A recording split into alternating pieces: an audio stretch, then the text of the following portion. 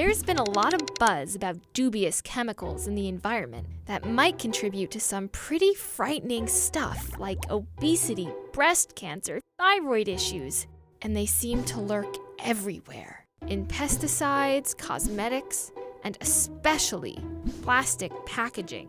In light of this, it's understandable to start panicking.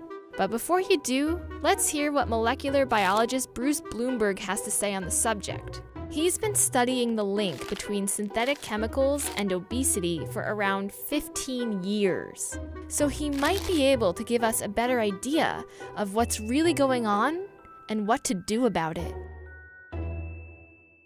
Bad news is, Blumberg confirmed that yep, we're surrounded by these chemicals.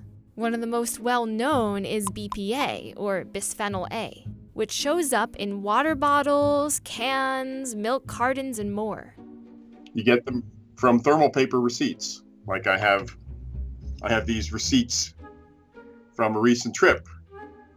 All of these things are coated with bisphenol A. And it goes right into your skin. BPA has been making headlines for years about whether or not it's harming us. And while FDA-funded and independent studies have conflicting conclusions, the bigger heart of the issue is this: BPA is hard to get away from, because it's a key building block in the tough, clear, flexible plastic called polycarbonate.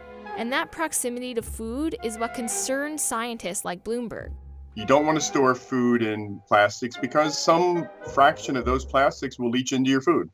The BPA molecules that make up plastic are bound together by what's called an ester bond, which is extremely sensitive to heat.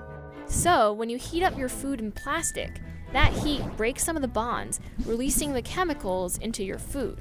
A survey by the CDC of 2,517 people estimated that over 90% of Americans have detectable levels of BPA in their urine. And BPA isn't alone. Phthalates, which make plastic flexible, can also leach into food when heated. And reviews of hundreds of studies have linked BPA and phthalates to heart disease, obesity, and type 2 diabetes. Not to mention, a 2015 review linked phthalates with impaired neurological development in children, which in 2018 prompted the American Academy of Pediatrics to announce that families should avoid plastic food containers entirely.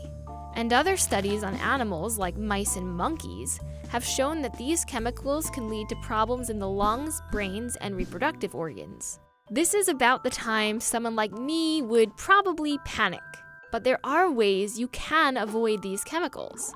Blumberg suggests it's best to just stick to heating your food in anything but plastic. Now, quick aside, BPA-free plastic containers aren't the answer, because research suggests that BPS and BPF, the most common replacements for BPA, might have similar effects on your body. Instead, opt for replacements like ceramic or glass containers. You have to do the best you can, and it makes sense to me to do the things that give you the most return for the least effort. And here's the best part. Once you reduce exposure, those chemicals slowly leave your body. As Blumberg says, they're stored in fat cells, which eventually die and ultimately leave your system. Don't stress about it, right? Do your best and make conscious choices to improve things.